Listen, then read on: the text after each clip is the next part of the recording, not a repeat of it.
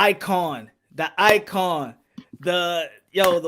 everything you have done, everything in the sport of boxing you could do. The manage, promote, fight, man. You know this from every corner of this boxing world. You know it. You've been through it. You know it. The ins and outs. Yeah, how you been and how you doing? How the people? How you doing, brother? I'm good. I'm good. Even you know what, Punch. I mean, big up for hollering out to me. So it is one of them things. Got a big up Rap Star Boxing as well because he's the guy that hooked it up. He phoned me and was saying, yeah, man, my guy Punch Drunk would love to get you on his show. So I said, cool. And then I've seen like a couple times, like when I'm doing The Fight Is Right with my brother from another mother, Baba Tundi Ajayi, you're always throwing in donations on the super chat. You're always so. I mean, it's reciprocal. That's a simple thing, you know. It's reciprocal. Thanks. Yeah, shout out to Rap Star Boxing Knowledge. Subscribe to his channel, ladies and gentlemen. Also, yeah, subscribe to Stamina for Sale. Everybody subscribe to that channel as well. Great Yeah, channel. man. Yep. You know what I mean? Yeah, Nope. you know what I mean? So I've got like 20 minutes, so it's all Okay. good. So we can bust it up. I really want to go chop it up. You know what I mean? Oh, Right, fantastic news about Teofimo Lopez, right? I know it's fantastic. It's a game changer. I mean, Man, you know, and you know better than most of us. Have you seen anything like you something gutsy from a 23-year-old to actually step aside from his promoter, be like, nah, I'm going by what I'm worth. I know my value, and I'm going to take it into purse bid. so you know how it goes is this. Sometimes you can come a cropper, right? There are certain fighters, and while we're here, I might as well just talk about it. You know what I mean? Certain fighters can. You mean in this game you can be one smart or two smart, but you can't be three smart, right? Yeah. But certain guys will turn around and say, "All right, then, well, you know what I mean?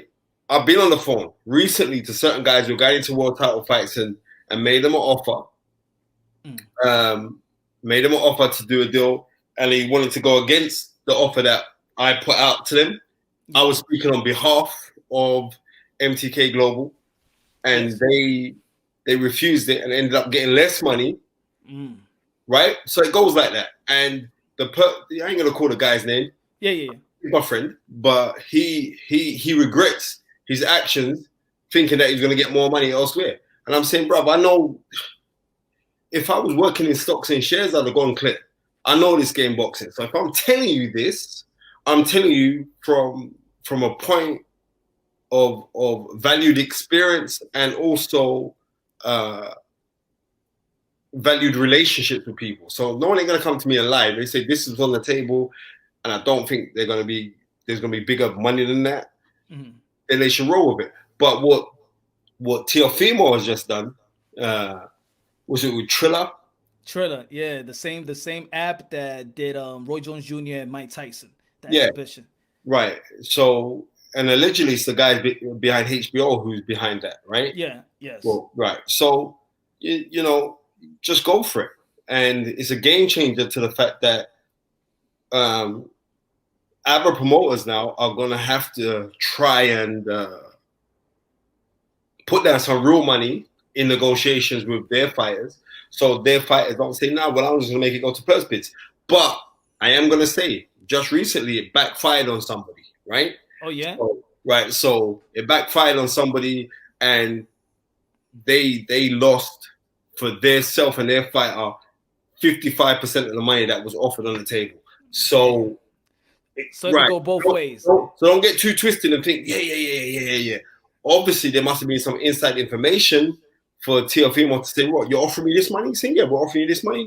Let's go for it. Because there's no way on earth they would have said, oh, I'm gonna gamble on myself and I'm gonna go. So he had no doubt inside information. Someone said, well, we're gonna put a purse bid in and this is what we're gonna offer. And that was a huge move, and shout out to his team. Shout out to his manager McWaters. Listen, he deserves that and some, right? He deserves that and some. The guy went out and he beat Lomachenko. Previously to this, people talking like Lomachenko was a god. yeah. I'm just being real, right? So, and they were getting gassed over the fact of Lomachenko. I'm gonna be real with you, and I like Teofimo. I like him a lot. especially the way how he dispatched of Richie Comey. I didn't see that one coming at all. Yeah. Not, you know what I Not mean? like that. Not Not like like that. I thought Yeah. Baby could win. Comey's a very good fighter. I spent a lot of time with Comey when he's over in the UK. Shout out to his management team. Mickey Moo's my guy, right? But not like that. I did not see that one coming. When I mean like I didn't see it, no, I didn't see it coming. So that was a horrible knockout, especially after, in my eyes, Teofimo kind of struggled with the Nakatani. Yeah, that he struggled for me as far as I'm concerned, right? So Yeah. for you to go and fight that way, props to you in a Comey fight, but the way you just disregarded all of the hype in the process of somebody like a Lomachenko, then massive props. And that, seriously, I thought it was going to be pretty similar to Floyd versus Canelo in that fight, where it was a little bit too early for him, but you're going to still do great things, Cool. right? Yeah. I mean, that is a fair assessment. That was a fair assessment. Right. That was my assessment. I was at Floyd Canelo fight as well, right? That's what I thought. But, you know, props and credit due to Teofimo. I like the guy's attitude. I like his ring prowess. I like how he goes around in the game, how he fights. And not only that, it was kind of cool for me for him to beat Lomachenko, because a lot of people were gassing about Lomachenko too much. Don't get twisted, two-time Olympian. Yeah, great. Really good fighter. Yep, I get it. But the gas was just a little bit too much. And Bob Arum trying to mix the name with him and Muhammad Ali. Like, all right. Listen, don't get twisted, right? Bob Arum is a promoter. Yeah. To be a promoter is to heighten the product that you have to sell. Yeah. But come on, Bob, you meant no better than that, man. That's what I'm saying. You know what I mean? Yeah. Right? You can sell it better than that. Like if you saw me say like right. You know what I mean? And this is the thing. It's like, look at the history. You know, like Top Rank was formed by Bob Arum and guys in the Nation of Islam. You know that, right? Yeah. Oh yeah. I didn't get to that deep. Yeah, that's how it was formed. Right? Oh. Right? And he had good guys working for him in the past, like Akbar Muhammad. Listen to the name. Right? These guys were Nation of Islam guys. Right? And so this is what I'm trying to say, how great boxing is. Boxing is the universe, to the fact that you could get guys from the Nation of Islam, right, forming allegiance with Bob Arum, who's a Jew, right, for the greater good of the sport. Because Bob Arum, in the early years of Ali becoming world heavyweight champion, and next thing, shout out to the greatest of all time, Muhammad Ali, February 25th, 1964, today, so it's 57 years today, and I don't see no one putting it up, but now I've said it on your show, watch, everyone's going to start posting. Watch, I guarantee it, right? Put it up. Right? Ali became heavyweight champion of the world after 6 rounds, and Sonny Liston, big bad Sonny Liston, what was he? He was 40, no, he was 35-1. Yeah, he was, yeah. He was 35-1 guy in there. Ali was only 19-0, right? So, and he went with Ali, then he was Cassius Clay. So, props to that. But Bob Arum was promoting Ali from his championship years, from Cassius Clay to the amalgamation of him becoming Muhammad Ali. So that's where you have to look at this sport and know, like, people could put certain differences to one side for the greatest good of the sport, but also for the dollar, for the cash. So yeah. But I mean, and this was so special about the sport because it's a world sport. It's a world sport. Like if you look at the champions, you look at the top 10, you got your Japanese, you have your Latino, you have your Mexican, you have your UK fighter, different colors. You just have this is what I love about the sport. Everybody, every nation, every creed or every race has a chance to become a world champion and represent their race and their country or whatever. That's the beauty of the sport. You know what? I'll keep this 100. I say this all the time. Oh, what are you talking about? I'm saying, like, you're not representing your race. There's only one race. There's the human race. There's the human race. Yeah. Right, and if you're gonna get twisted, and then you're gonna know we're one human family, but we're divided into tribes. That's what we're divided into, right? Yeah. And tribalism will go under many different facets. Tribalism could be sexual gender, could be sexual preference. It could be colorism. It could be. It's so many different facets to tribalism, but we become tribal as human beings. This is what we. But there is only one race, and that is the human race, and that's what we need to get over these kind of things. But hey, and look, I agree, and thank you for saying that, because been doing this for 2 years, and I've been saying, I got catchphrases. I've been saying that with one race, we're brothers and sisters, sons and daughters of the Most High. And you know what? People come at me, you on La La Land. You know that boxing is about race, and I'm like, yeah. Don't get twisted. It is about race to people whose mindset is only very, very carnal, right? Yeah. But if I'm looking at the beauty, right? Joe Ortiz just sent in $5 there. Good looking out, my man. Punch Tio definitely deserve the money. Latino stand up. Yes, sir. Thank you very much. God bless you, my brother. Yeah. Appreciate that. So I'm saying, like, I'm not an advocate of tribalism, even though it is what it is. It is what it is. And we as human beings, we side with people that we can see similarities in, right? But we base many things on what we do on our differences when we should be basing them on similarities. And that's like right now, I know I'm talking to you, Punch. You're my brother. Why are you my brother? Because you're a boxing fan. You know what I mean? Period. You're a boxing fan. So therefore, we have a synergy. Now, I'm a boxing fan. I don't care who's demonstrating the skill. I don't care what skin tone that you are.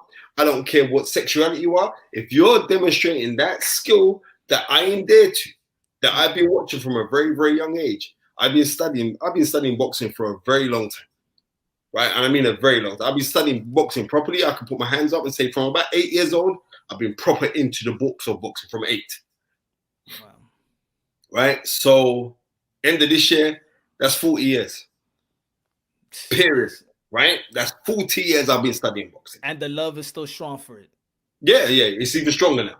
So what I'm saying is I haven't got time for this divisional nonsense, right? I get the struggle. Don't get twisted. I get the struggle. I'm a person of color. I'm a black man. I get it. All right, cool. But if I base everything that I do on that, everything I do, I'm missing the whole beauty of the world. Missing the beauty of the world, and also missing and appreciating the people that has fought and died for you to have the opportunity that we have today. So if people always going to be complaining, angry, or stuff like there was in the Martin Luther Kings of the world, the Malcolm X, and things of that nature. We gotta appreciate and take advantage of the opportunity from those who've paved the way. No, the real person that paved the way. God. No, yeah, right. And for Pan-Africanism was a man called Marcus Garvey, right? Came from the same country as my parents' birthplace. In Jamaica, he was born in St. Anne's. Marcus Garvey was the greatest of all time. You talk about anyone, you want to say you want to bow down to anyone. This man influenced everybody. Nelson Mandela, Elijah Muhammad, Malcolm X, Farrakhan, Martin Luther King. He influenced everybody. That's the guy. But some strange reason they kind of axe him out of the analogues of history. But I'm going to keep on talking about Garvey because Garvey was the greatest of all times. But I could go on a whole long rant, and I want to talk about it. Hey, it's about preserving. It's about preserving greatness as well. Preserving, and everything translates to that. I said this earlier. Everything translates to boxing. Boxing translates to life itself. 100%. Yeah, but like I said, Ali, 57 years ago today. At the time when Ali became world heavyweight champion by beating Sonny Liston, Sonny Liston retired at the end of the 6th round. Ali, or then Cassius Clay, or actually Cassius X, because he was in the Nation of Islam then, he wasn't even allowed to vote. Work that one out, right? It was 5 years later, was it between 68 and 69, that blacks in America are allowed to vote. Now you got to think about that. If blacks in America were allowed to vote at that time, that's what? That's 52 years ago. It's still fresh. Of course it's still fresh. Right, period. Of course it's still fresh. So And what I realized, like this thing of race and everything else, is I'm from the UK, Yeah. and it's totally different because it's very covert racism. Okay. Right? In America, it's overt racism. And it's in your face. It's blatantly in your face. But then it's more so it's blatantly in your face because I think the Black American, they go back generation and they go back four generations, and that was slavery. Yeah. Do you know what I mean? Yeah. Me, so the generations yeah. that abandon, that adopt the emotions as well. Yeah. I'm saying like I'm of Jamaican offspring. So if I go back 4 generations, I still go back 4 generations. They weren't slaves, but they were still captured and stolen from a land and brought to another land. Mm-hmm. You get what I'm trying to say? So there's nobody can turn around and say, oh, I'm Jamaican. I say I'm Jamaican just as a historical pointer. Mm-hmm. But to the reals, no African never came from Jamaica. We were stolen and put in this place. There we go. People trying to block my phone right now. But they can but they can wait 1 second. Yeah, let me just take this. Yeah.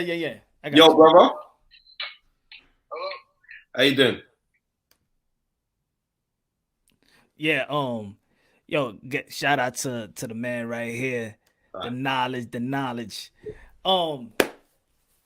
There's in the UK, in the UK. Oh, you were saying? No, I'm back. Oh, yeah. We got in this past weekend, the UK circuit, we had the Marcus, we got Josh Kelly, man. I was hoping for Josh Kelly to win. I'm like, damn, Josh Kelly. Oh, man. He made me look bad, man, in my prediction. You know what? But I'm not writing him off. I don't think Josh Kelly made anybody look that bad. Not bad. Lots of people watched the fight and were fit prior to the fight and were picking Josh Kelly.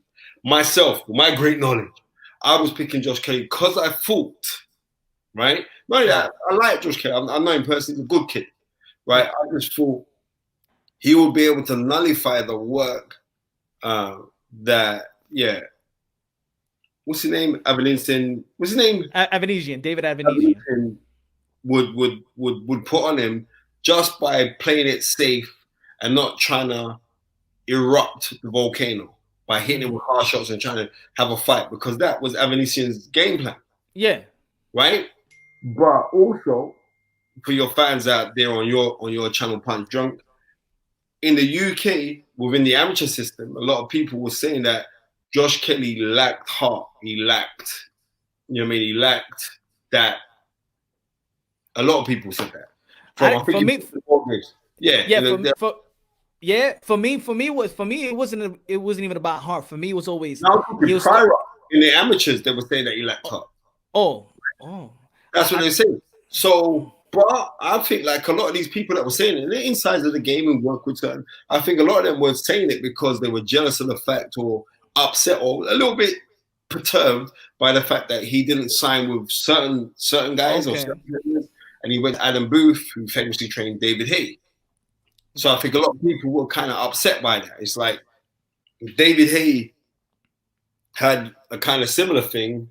What was it? September 10th, 2004, when early in his career, he fights Carl Thompson. Carl Thompson was a former WBO champion, and Carl Thompson, and at the time, I think that was for the IBO title, and Carl Thompson stops David Haye. David Haye was trained by Adam Booth. Adam Booth had to throw the towel in. Right? A lot of towels thrown in. Adam Booth threw the towel in while David Haye was on his feet, not battered and bludgeoned down to his feet. Right? Yeah. And I think Adam Booth could have stopped that fight a little bit earlier, which I reckon could have prolonged the psyche of Josh Kelly. That's what I believe. Because he stopped the fight with David Haye, but David Haye still went on to become a unified cruiserweight champion. and moved up to heavyweight and beat Valleywear for the WBA heavyweight title. So, but David Haye was a hellacious puncher. Mm-hmm. David Haye was knocking out guys when he was a little kid in the gym. David Haye was just naturally talented guy, and Adam built on that. But unfortunately, Adam Booth's being criticized or being pigeonholed to say that he trains all of these fighters the same. Right? Yeah. Now, I ain't knocking Adam Booth because he's accomplished a hell of a lot. So I got to give him his credit for what he's accomplished. But, you know, this is boxing. And there is a change in the guard. And not only that, but Adam Booth has done this regularly. He's done this with his fights. He's done it with George Groves as well. Even though George Groves went on to become world champion, he worked with Adam Booth because they fell out. But he done it with George Groves. I remember he put George Groves in early, and he fights some tough Ghanaian guy for, what was that? Yeah, some tough Ghanaian for the Commonwealth title. And everyone's like, what, you're putting him in there already with this guy? Yeah, that's what Adam Booth would do. Put these guys in early for these guys because he kind of judging it and saying, well, I don't think we could beat this guy who's rated above you, but I think we could beat this guy who's rated above the guy that I wouldn't want to put you in with. That's how Adam Booth. I know Adam pretty well, right? You should train with him back in the day too. So, and it come a cropper. And to tell you the honest truth, it was a silly gamble because they didn't have to take that gamble. I feel. You know what I mean? It was a silly gamble. So I was gutted for Josh. I was gutted for Josh Kelly, very good fighter, and now he's going to move up to 154, and we'll see where he gets from there. But I think he said that after the fight, he's going to 154. Yeah, Eddie Hearn said that, right? So we now got to see what he does from now or where he wants to go from now. Yeah. And we'll see. He's still an incredible talent. Don't get twisted. He's a very, very talented kid. But as far as I'm concerned, the writing was a little bit on the wall. Was that June of 19 when he boxes Ray Robinson? Yeah, Ray Robinson. Yeah. Right. Ray Robinson's a decent fighter. Don't get twisted, but yeah, he is. He is a decent fighter. But for what or the hype that is behind Josh, he's meant to beat those.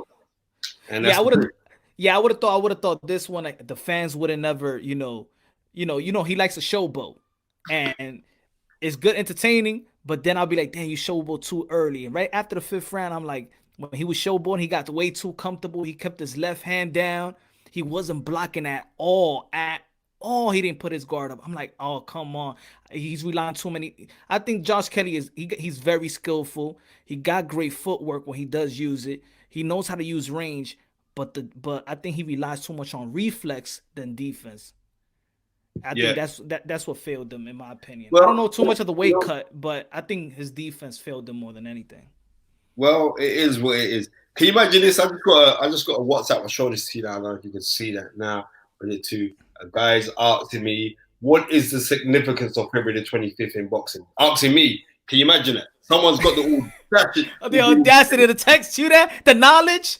It must be crazy. Exactly. And also, if you want to go kind of deep, what is it? It is 22 years since Mike Tyson beat Frank Bruno for the undisputed heavyweight title in Vegas, when Frank Bruno wobbles in the first round with a good clipping right hand. He stuns Mike Tyson. No, his left hook, actually.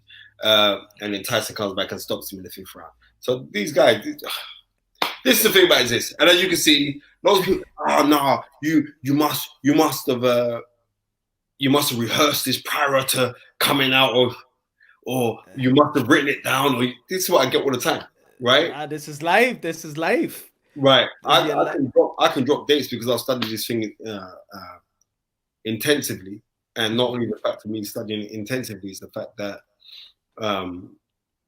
when you're passionate about something, you're not studying it. You're just passionate about it, so it just comes second nature.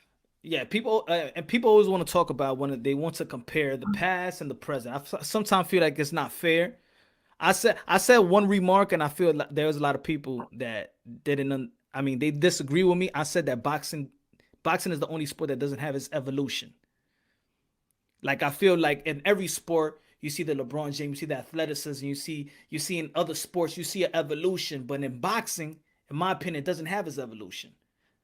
I'm not gonna devalue. I'm not gonna devalue the present fighters to the ex fighters. But if you put these other fighters in today's, there is no evolution. Do you feel like that boxing has its evolution, or Well, it plateaued? well, you know who invented the jab? Who invented the left jab? To hold your hands and throw a left jab. You know who invented that? No, sir. Joe Gans. Joe Gans was the first Black American. He wasn't the first Black person to win a world title. He was the first Black American to win a world title. Right? Okay. Joe Gans. He was a lightweight, very good fighter. He invented the jab to fight the jab.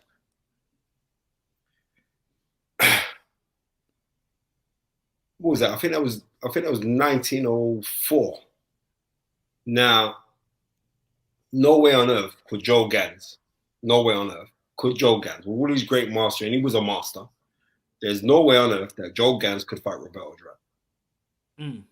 Roberto Duran would have tore that up, right? Because he just originated. He was the originator of the front and left jab. Yeah. So I think there is an evolution in boxing to an extent, right? Mm-hmm. But there's no way no one could tell me that Anthony Joshua or Tyson Fury could have fought Sonny Liston. I just wouldn't be having it. I'm just being real. Yeah. So you feel like somewhere it did plateau. Somewhere. Yeah. So no. Don't get twisted. Technically, Tyson Fury is absolutely superb. Yeah. Right? Technically, he's superb. I've known him for a long time. Seen the guy in the gym from as a little kid and been around, and he knows boxing. He really does know boxing. He's an enigma. I don't even know how people. No. In the UK, it's different. You see, I can say this because I grew up around travelers. All right. So travelers were like trailer. They're caravans, right? So what's that like? What do you call them in America? When people live on trailer park. Trailer park. Yeah. So he grew up as a trailer park kid. I've grown up around trailer park kids because where my gym was, my boxing gym, right opposite was a big green, and that's where the trailer parks were, where the trailer park kids were. Yeah, they're a different breed. So when you're and the thing about it is this, there is a synergy between Irish and blacks, right, in the UK. There is a massive synergy between like council estate or in America's projects, right? Project kids and trailer park kids in the UK. So if you came off of the projects, which is predominantly black people lived on those, we'd be mixing with the travelers who were the trailer park kids, right? And one thing about the trailer park kids in the UK, the travelers, they call themselves gypsies, but it's meant to be offensive if we call them gypsies, right? Yeah. Right. But the travelers were not scared of nobody, right? Mm.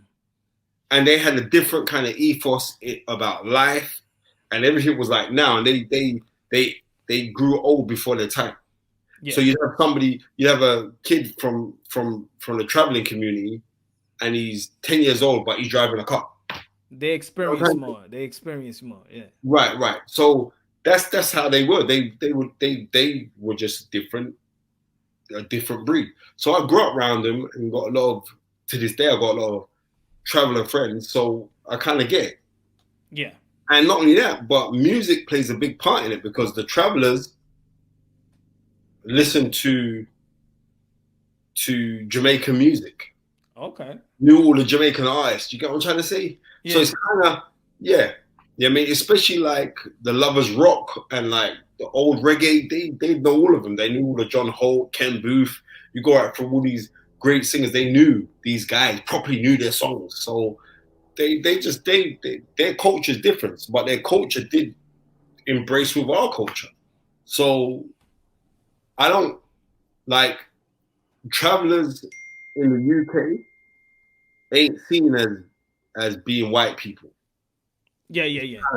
They're not. They looked beneath them. I'm telling you this now. So when you're around travelers, you get it. I get it. Do you know what I mean? I feel you.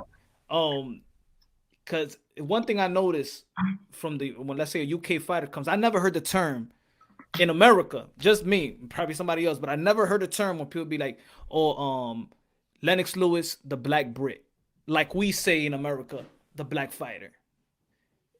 We don't say just American fighter. We just say the Black Brit. Right. That's what I'm trying to say to you. Mm-hmm. There's overt and covert racism. Yeah. Right. So that's what he was trying to mean, right? Right, and that's how it is. And there's nobody in the UK that will say, "Oh, the black fighter, Lennox Lewis," but they think it. Don't get twisted. You know what I mean? They think it, but as long as you're winning, it's fine. It's cool. Yeah. Right, and that's why Frank Bruno was an enigma, because Frank Bruno lost to James Bone Crusher Smith, lost to Tim Witherspoon. Right? Lost to Mike Tyson. Yeah. Lost to Lennox Lewis. Are you seeing that? You know what I mean? So he challenged for the world title 3 times on his fourth attempt. He wins the title. But he was loved. He was seen. I know. Yeah. Right. Frank Bruno was Britain's favorite son. But to the street kids, we couldn't stand Frank Bruno. You get what I'm trying to say to you? Yeah. But to white Britain, he was loved. Still. Right. Everyone's trying to say this. As you get older, I know Frank very well. As you get older, you realize that he was just doing his thing for doing his thing's sake. Do you know what I mean? And like I know Frank's family very well. He was just doing what he was doing. Right? But when Lennox came along, Lennox had the love of the black community. Okay. Right? Because unfortunately, Frank Bruno was seen as being an Uncle Tom. Right? Yeah. And I ain't going to get into it whether he was or he wasn't. What I am going to say is, like, at the time of the height of you just doing you for survival and for being that crossover, then that's what Frank Bruno was. Frank Bruno at that time of Great Britain, it was needed. Yeah. But what I've noticed is, like, you're getting a lot of celebrities who are not, especially the guys of color, who they're scared to show their cultural identity. You know what I mean? Not their racial identity, but their cultural identity. Yeah. Right? And because of that, there's a lot of weak guys out there. You should be proud of who you are culturally, right? Yeah. Not making a boast about. And the thing about how it goes in the whole world is this: if a person of color goes out and talks about the love that he has for his color or his tribe, as I said, not his race but his tribe, people from other tribes will feel threatened. Because they think in their mind, if you have love for my tribe, that automatically must mean that I hate your tribe. Yeah. That's rubbish. Yeah. You know what I mean? Mm-hmm.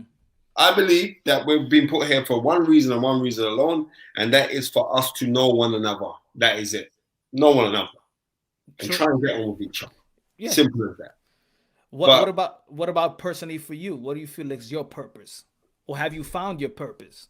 Listen, of course I found my purpose. My purpose is to be the best me, to raise my children and my family in the best way that I can, knowing that you're passing on that baton. That is it.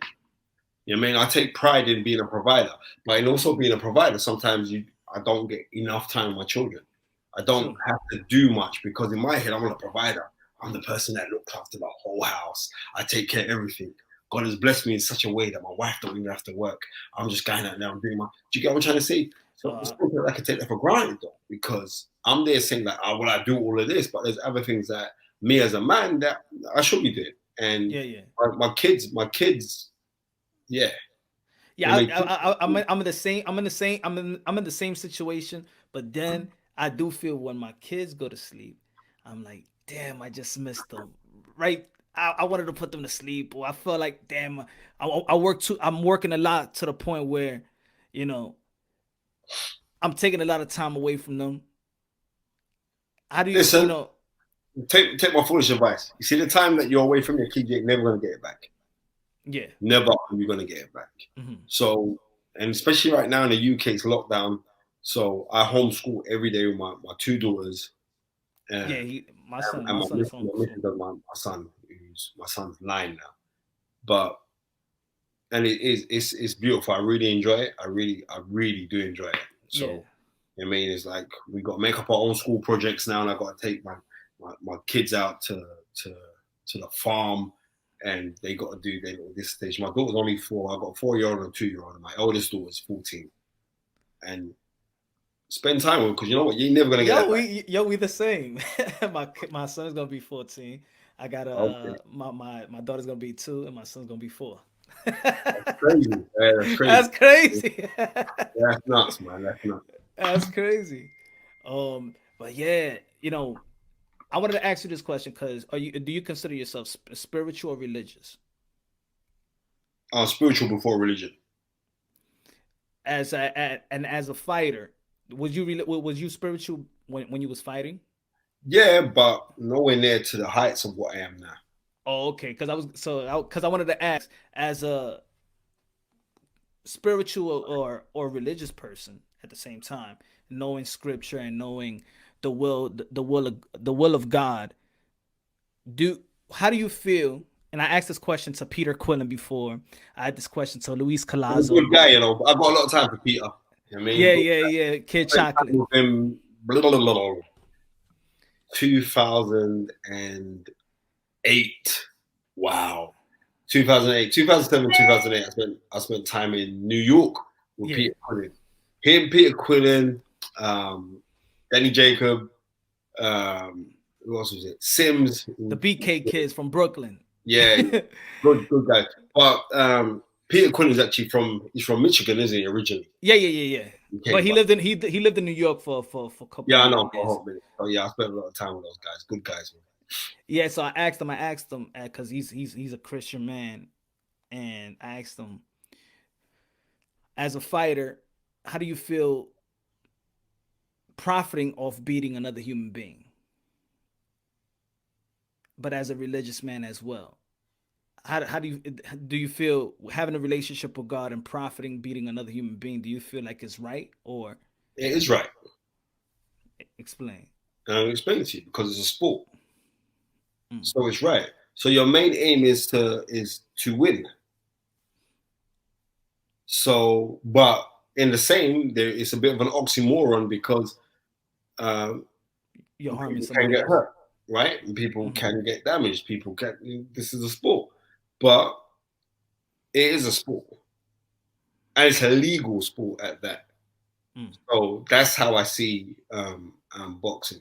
But more so, it's like as you grow older and you get that spiritual growth of awareness, and you start growing, then sometimes it's not the action, but the intention behind the action,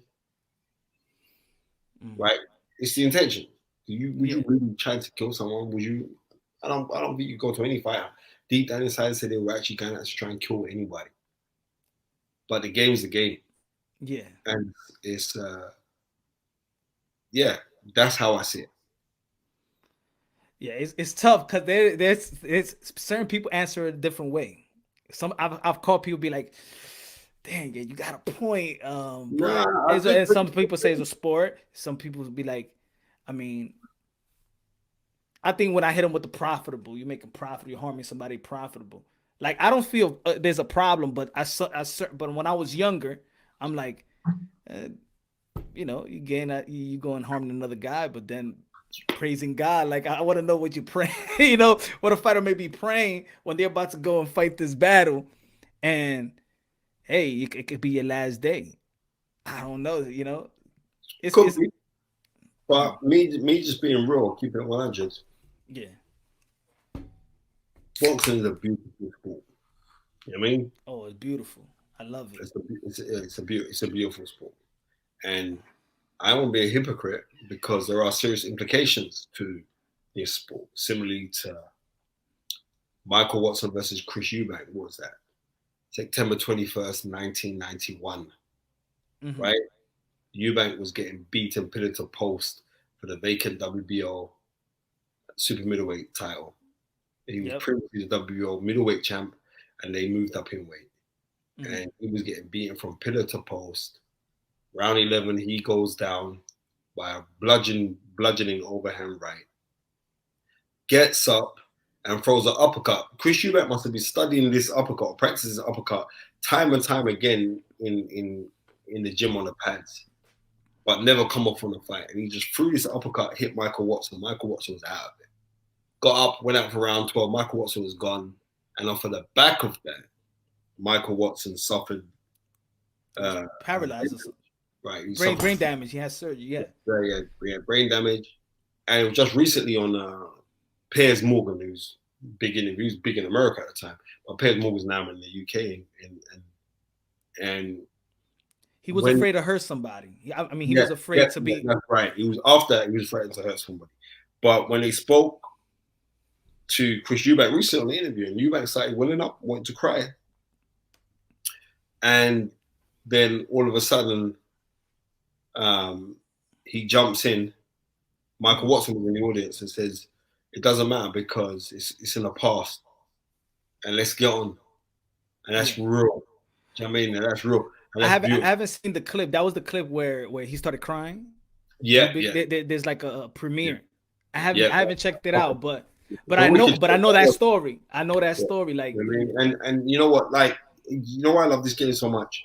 Guys who I used to sit down and watch in my teens, and now my phone book, they're my friends. We speak boxing all the time, and we speak regularly, and they do their best to try and to bring me up a little bit, you know. So yeah. Shout out to Ring IQ Boxing Talk, great channel. You should check it out.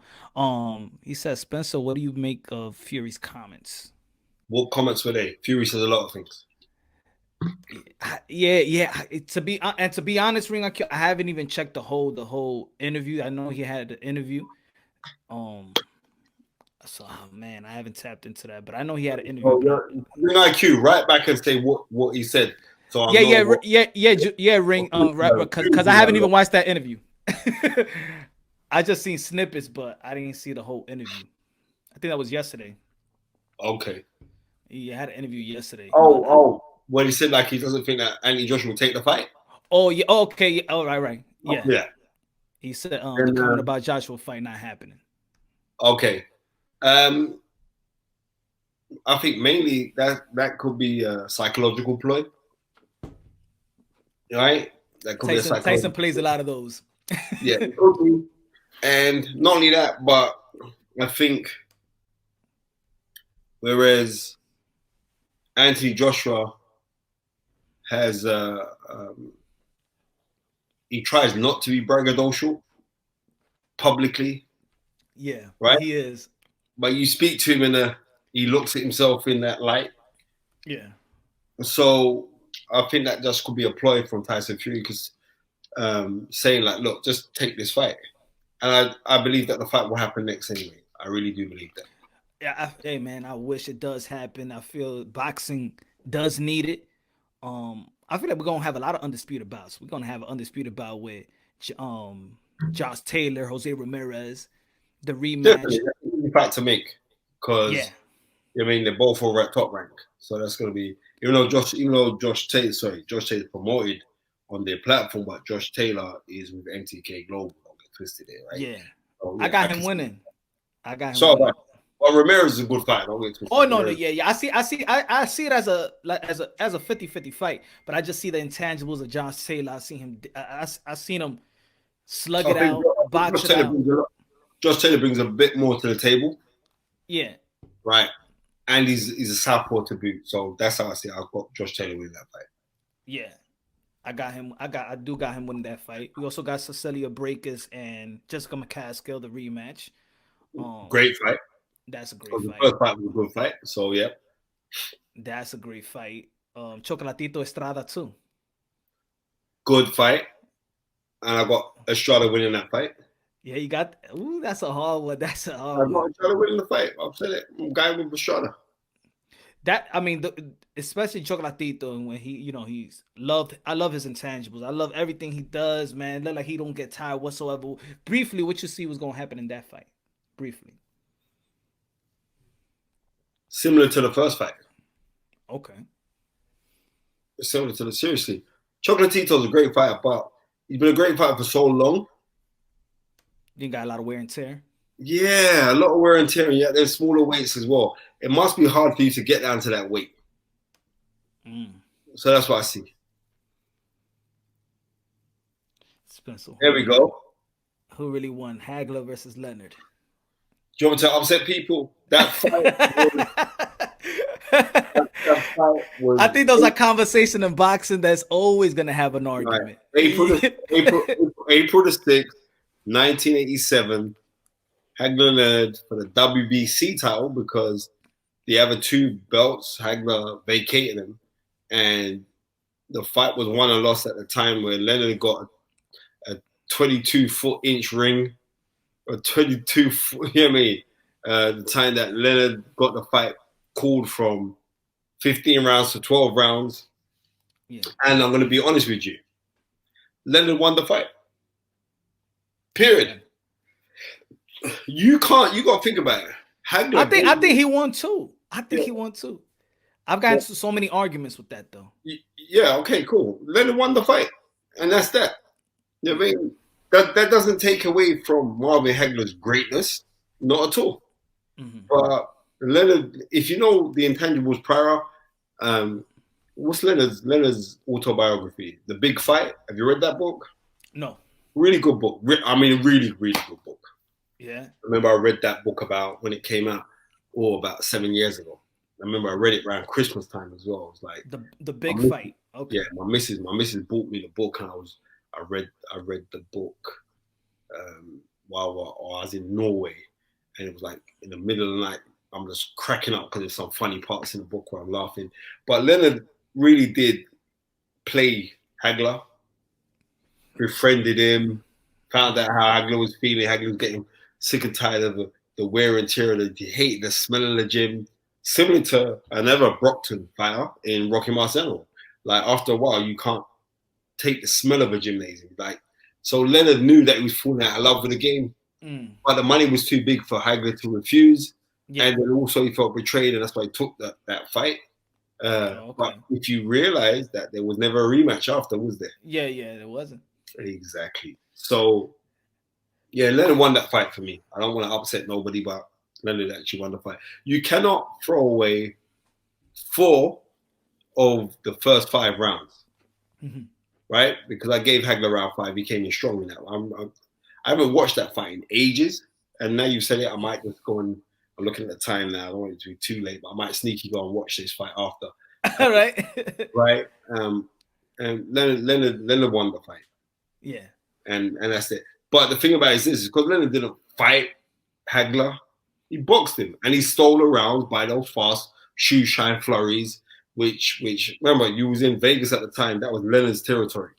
Yeah. Right? So it is what it is, but Leonard won that fight. One of the fights that I was intrigued with, and also talk about, we talk lessons on trash talking and what it could lead to, the danger in trash talking, what's borderline trash talking and things of that nature. The Marvin Hagler and Minter. Now, how was it in the UK? I've seen videos of it, but you lived through that time. How deep that trash talk was, and how what happened? I was 6 years old. It's not in the case of like trash talking, because you know what? God rest Alan Minter's soul in paradise. Me and his son Ross Minter were really good friends.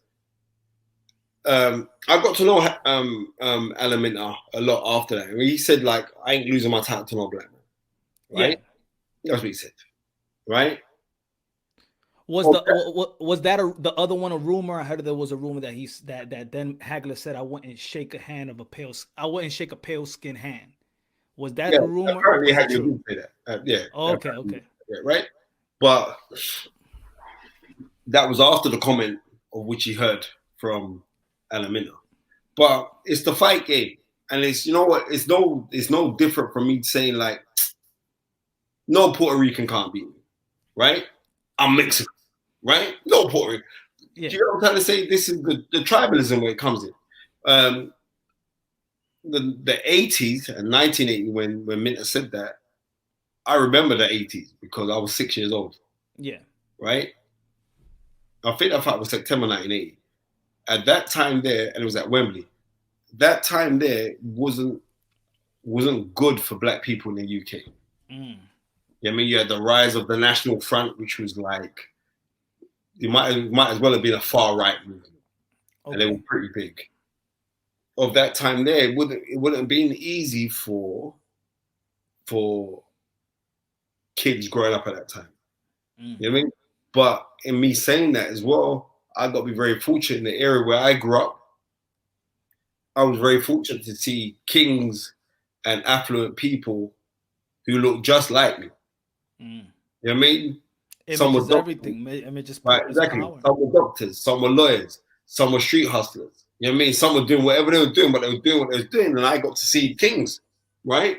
So I didn't grow in poverty. I didn't grow in poverty. I mean, both my parents worked. But what I am saying is, I know for a fact it was hard those times, right? And of that time, the working class, the majority of the working class Europeans were immensely racist. Oh, yeah? And they were upfront with their racism. Do you get what I'm trying to say to you? Yeah. Right, now everyone's being taught to be politically correct. And politically correct cannot be taught. It has to be something that's inside you in your morals. And it branches off to be politically correct. But if I'm telling you, you got to be this way because, and you got to guard your mouth, you'll be guarding your mouth over everything. You're not really speaking the rules. You're speaking what you want other people to believe that that's you, but it's not you. True. So at the time when Marvin Hagler said that to Minter, it was that of opposition to what Minter said about, I'm not losing my title to no black man. To what? And it was a big uproar, like, in the UK, because I can remember that fight. I remember watching that fight in my beloved aunt Pinda, who passed away last year, in her house with her two sons, Owen and Donald, who were then my cousin was slightly older than me, but I was always into this boxing from young. That time when that fight happened, I was 6 years old, right?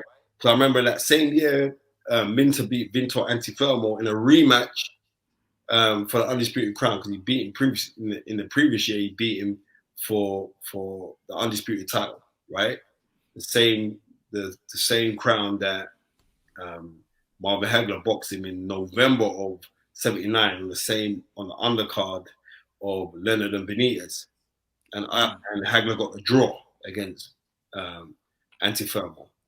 Then subsequently, Antifermo, early of 1980, boxes Alaminta. Alaminta beats him on points, and that was in Vegas. And then they have the return in the UK. Alaminta beats him again. Then Alaminta had to fight the number one challenger. That was Marvin Hagler. Marvin Hagler effed him up. Yeah, and it was right. Yeah, that it was a right. They burned. They destroyed his own car. They destroyed Hagler's car. Yeah, right. And I'll tell you the sad thing. There's a trainer. I'm not even going to call his name because he's not worth me calling his name. But his boast, white trainer, his boast was that he took a bottle and he threw it and he hit Marvin Hagler in the back of his head. That is his boast. To this day, you boast about it, right? He won't boast about it in front of black guys, but he boasts in front of it to my other white friends, and they in turn will tell me, yeah, that's his claim to fame. You see? So that time there, it wasn't a nice time for black folks. If you ventured out into white areas, it wasn't a nice time, right? But like I said again, I'm very fortunate that how I grew up, in the area where I grew up around kings. I grew up around very popular people. I grew up around, so I'm grateful for that. But at that time there, it wasn't nice. But when I'm talking about age is a good thing. You know what I mean? Age is an excellent thing. When they say when you're young, it's for the fight, and when you're old, it's for the counsel. The Because I'm sure if I could go back 10 years and speak to me of 10 years ago, I could advise him so much better. If I could go back to me right now, who I was when I was 20 years, he's so much better. What did Ali say? Ali said the man who thinks the same at 30 as he does at 50, as he did at 30, is wasted 20 years of his life. Because we are meant to be evolving as human beings. True. Right? But you could have told that to yourself, but right. would yourself would have listened? Yeah, it would have, because it's coming from me. Definitely. So, Alaminta, you know what I mean? I knew Alaminta to you know what I mean? I knew him in his later life. And that was a brunt of the joke. Like, every time we meet up with Rossman, I would say, oh, yeah, that's your dad. And like, oh, here we go, because he's coming from a black guy, but I can't deemingly say that Alaminta was racist, because he was never racist to me. He was a proper nice guy to me. Yeah. Be a really, really nice human being to me. And I mean it. God rest his soul in paradise. Because Ross, his son, the apple don't fall far from the tree. And his son was the polar opposite of anything that you believe that Alaminta or what he said in 1980. No.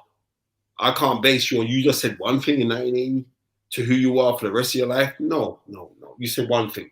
And I'm not going to throw it like it was a throwaway comment. It was a very serious, hurtful comment at the time. Yeah. But you got your just desserts because Hagler gave you the beat of your life.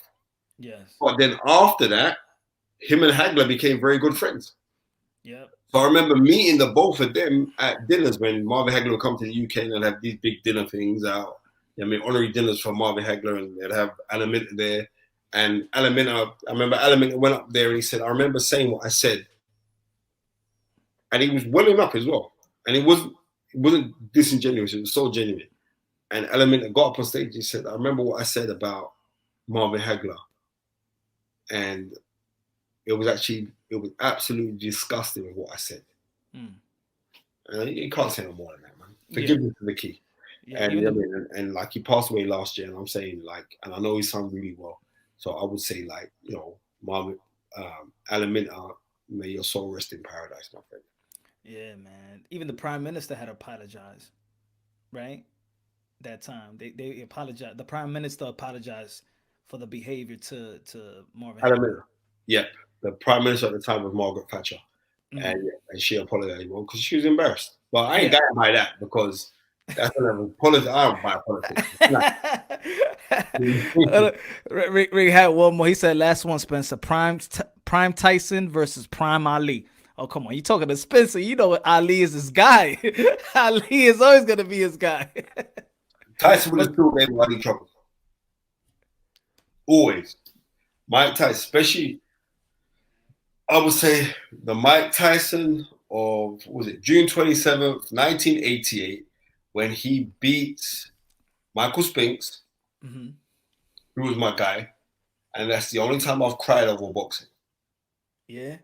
I loved Michael Spinks. Michael Spinks is my hero. When I mean my hero, I mean my absolute hero. I loved everything about Michael Spinks because he was off key, he was goofy, you know, he had a very timely style of boxing.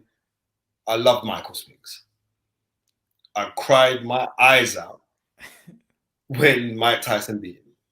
Because at school for 2 years straight, I'm at school now. What am I at that time? I'm 14 years old.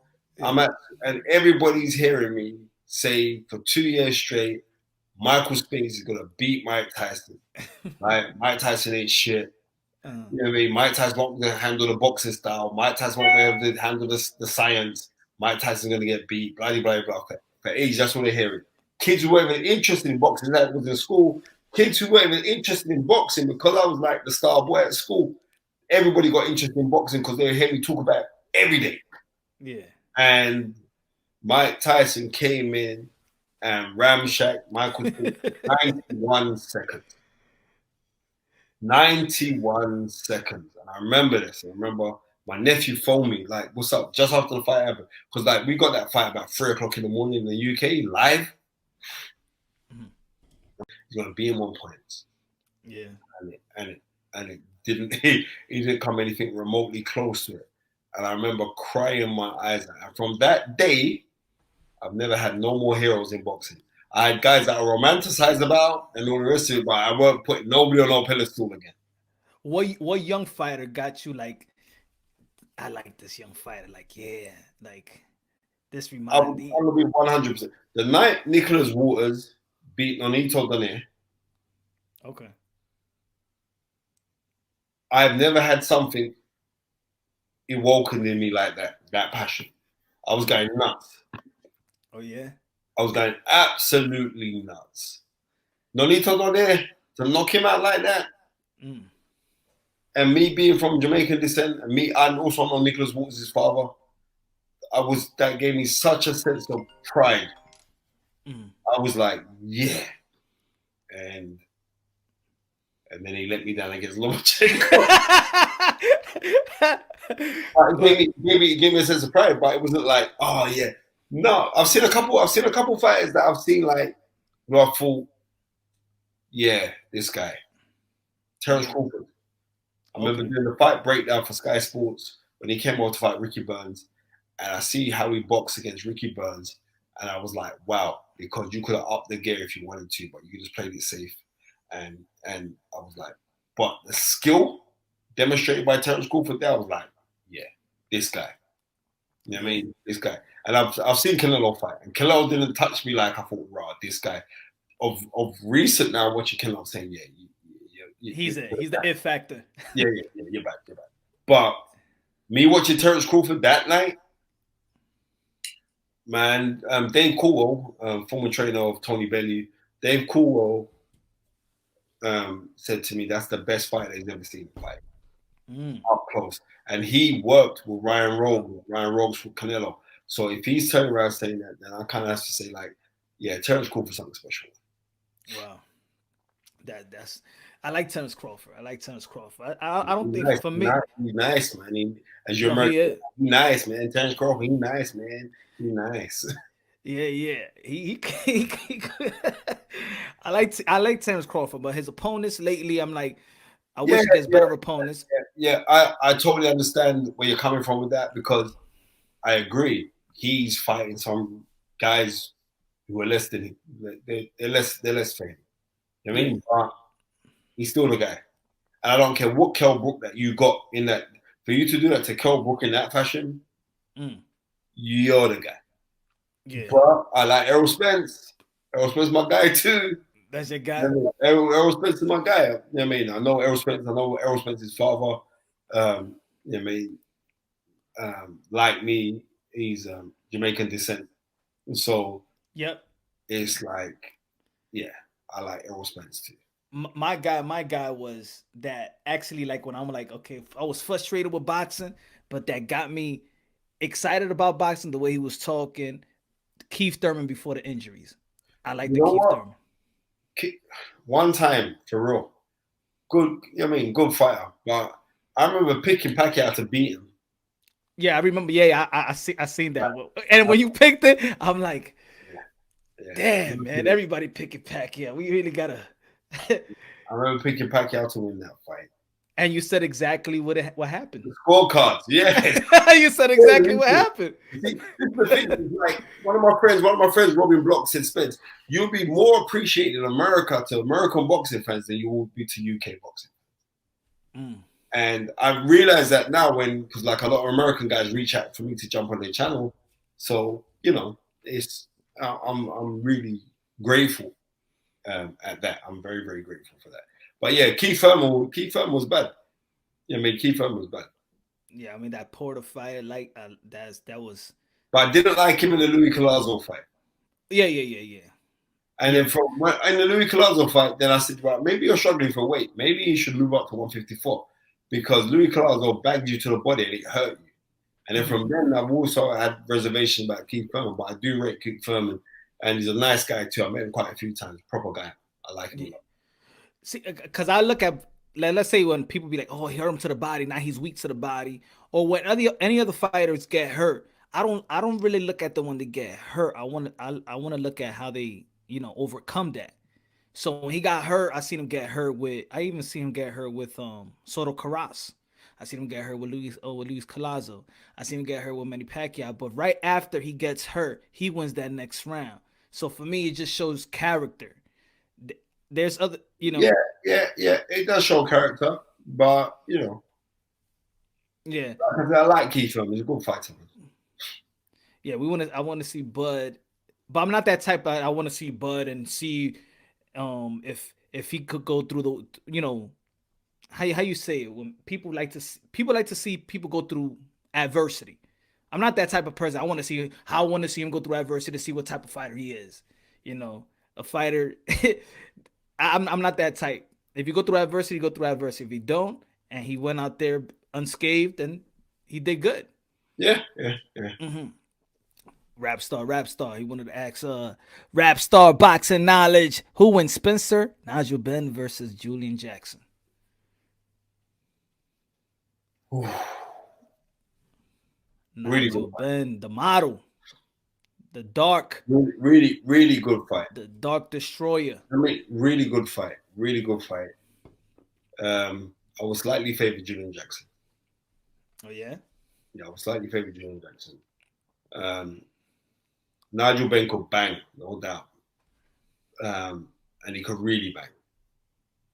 But Julian Jackson could bang harder than anybody I've seen in the middleweight division. I ain't seen a guy who could punch like Julian Jackson. I haven't. And in a dogfight, maybe Nigel Benn would have come second best. I believe. Maybe. Because that fight would have been at 160 as well. But that was because was that 1990? What was that? December of 1990, Julian Jackson knocks out Helga Bomber and November of 1990, Nigel Benn just loses in the ninth round to Chris Eubank for his WBO title. So it was kind of like one of those. So they studiously were avoided because when one guy was up on the up, one guy just suffered a loss. So yeah, and then Nigel Benn moved up in weight as well. And fights like this that we do miss. We could miss a Triple G and Andre Ward. We'll miss some Morales and Marquez. I think we gonna miss Spence and Bud. I really don't think it's gonna happen. Nah, it's gonna happen. Trust me. I don't think it's gonna happen. Nah, it's gonna happen. It's gonna happen. And you know what? Was it Trill Boxing? Triller Boxing. Work with MTK Global, and that fight will happen. I guarantee it. Yeah. What? I'll put it out there. All right. Okay. I'm like I'm done with it. Like I'm not. I don't even talk about it that much. It's gonna happen. It's gonna happen. It's gonna happen. Do you think it's gonna happen this year or next year? Next year, it's gonna happen. Okay. You put a stamp on it. All right. Yeah. How about heavy? So the heavyweight division. You want to see Anthony Joshua, Tyson Fury? I believe that's who you got. Who you got? Close to the fight, I'd rather say. Listen, Bob. Listen, I'm gonna be real with you. I'm closer to Tyson Fury. Sorry, to Anthony Joshua than I am to Tyson Fury, right? And I was watching Tyson Fury. I like to look at flaws in someone. I remember being on the phone and they said, "Bro, you can knock out Fury, you know, right?" But then at the same time, Tyson Fury could outbox anybody. Yep. And that's the truth. I got AJ winning. So you got AJ winning? Yeah. All right. So it's one of those kind of ones. And I'd rather make a decision for that fight when I'm closer to the fight itself. Because I like to watch body language. I like to watch how they've done their little workouts. I like to watch all those kind of things. But Tyson Fury is meant to win that fight. Yep. But I just got a feeling that AJ could just go all out on him. I just feel like he got a new burning. I think he fell in love again. It does from the outside looking in. He fell in love with the hard work. Probably always worked hard. I think if you see the many times where I've been on interviews and I'm complaining that Anthony Joshua should start having more boxing people around him. Yeah. And since I've made that, he's started to do that. He's got boxing people around him. Yeah. Like, your mates can be your mates, that's cool, but in a boxing, you want boxing people around you so they can drop that knowledge on you or to put out little pointers and those kind of things help your growth. And I think now that Joshua started to do that, we're going to see a bigger improvement. People were complaining about the Pulev fight. I thought that was very good performance by Anthony Joshua. Yeah, me too. I thought He made timely adjustments too. yeah. So I mean, I got props. Anthony Joshua. I thought he boxed really well in that fight. Yeah, in the last 2 fights, I've seen that he made adjustments in the ring. You know, timely adjustments. So I could see Anthony Joshua work having success on the inside, because when it comes to Tyson Fury, a lot of people don't want to go on the inside. They don't tap that body. No, but the thing about it is this: like Tyson Fury is not a really good inside fighter. Mm-hmm. He can fight on the inside, but he's not a very good inside fighter. Right? It's not even like short to long range. Tyson Fury will batter you. I mean, batter you. Yeah. And he knows so much boxing. I just want you to go listen to what any guy who spars with him, what they turn around and say about him. You know what I mean? He knows boxing. You feel Deontay Wilder will win a title ever again? Yeah, possibly. You could punch like him. Yeah, definitely. Yeah, I would like. People would like to see the trilogy. I'm like, even if the trilogy was grand, I'm like, nah, he got to take a tune-up. Yeah. New trainer. He's gonna have, what is it? He has surgery. You got a new trainer? New trainer. That's what I heard. Well, I heard that Goose is going to be working. I heard that was one of the rumors. Regardless of that, but it's not that new trainer. Still takes 3 to 4 fights, 5 Thank fights you. to adjust to your new trainer. Thank you very much. I've been saying that. I mean, I don't want to buy into that too much. You know what I mean? I don't want to buy into that too much. Yeah, you know what I mean? It takes I was saying the same thing. It takes. I was looking at his age, 35 years old, but of course, that's why I said one tuna. But it actually takes. I spoke to Jonathan Ben once, when he was talking about the Triple G fight, and I asked him about your relationship with Triple G. And he said, the first fight when he fought, who was it, Steve Rose, and he said he's not gonna do exactly what I want him to do. We're gonna need 3 training camps, so I'm not looking for him to be perfect. I'm getting to know him, and he's getting to know me. He's gonna be. I might tell him to do something, and he might do it. He might not do it, and he revolt back to Abel Sanchez. That's gonna be so. It takes 3. He said it takes 2 to 3 fights, so he could do what he want me to do.